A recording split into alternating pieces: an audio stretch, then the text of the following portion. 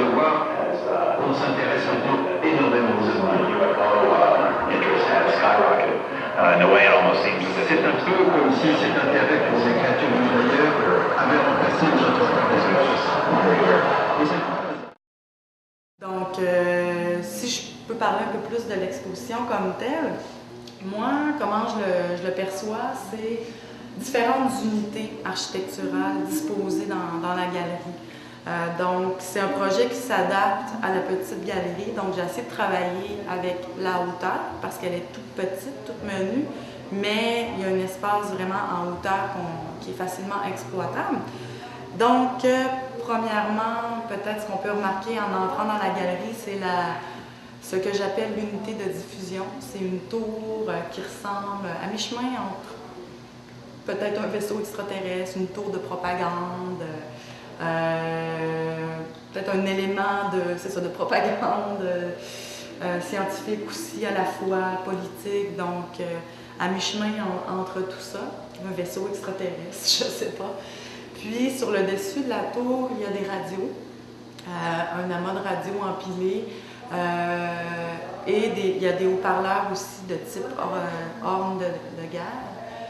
Donc, ces haut-parleurs-là et ces radios-là diffusent simultanément une piste audio qui a été conçue par moi-même.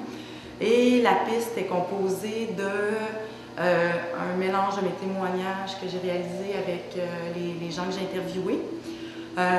Aussi un mélange de sonorités, de films de science-fiction, de séries B, de films sur les extraterrestres, des sonorités que j'ai moi-même créées, des interviews aussi que j'ai trouvées, des archives sur le web, des archives de l'armée canadienne, de l'armée américaine également.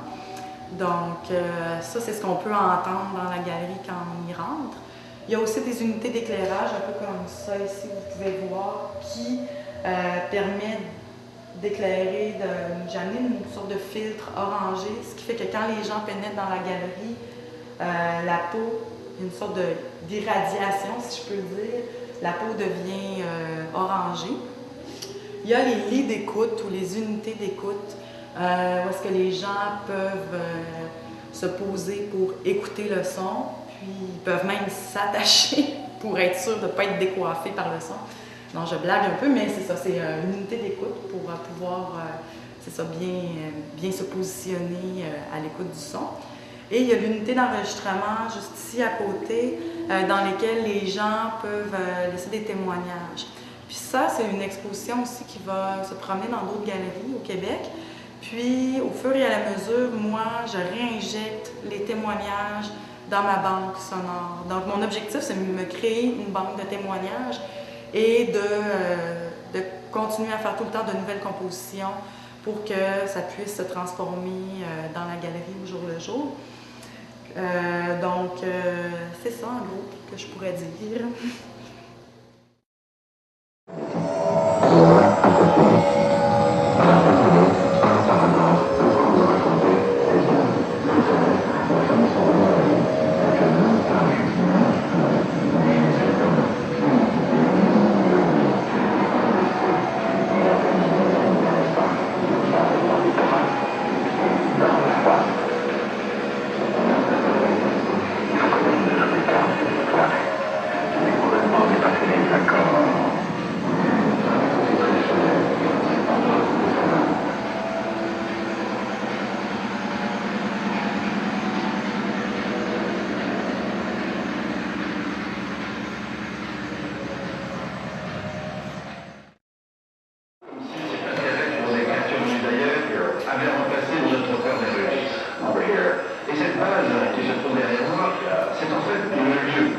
De la paranoïa de la guerre froide et du non secret depuis 40 ans.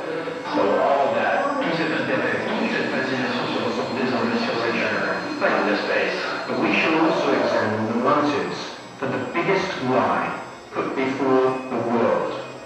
Why did NASA repeatedly fake lunar images and photographs, editions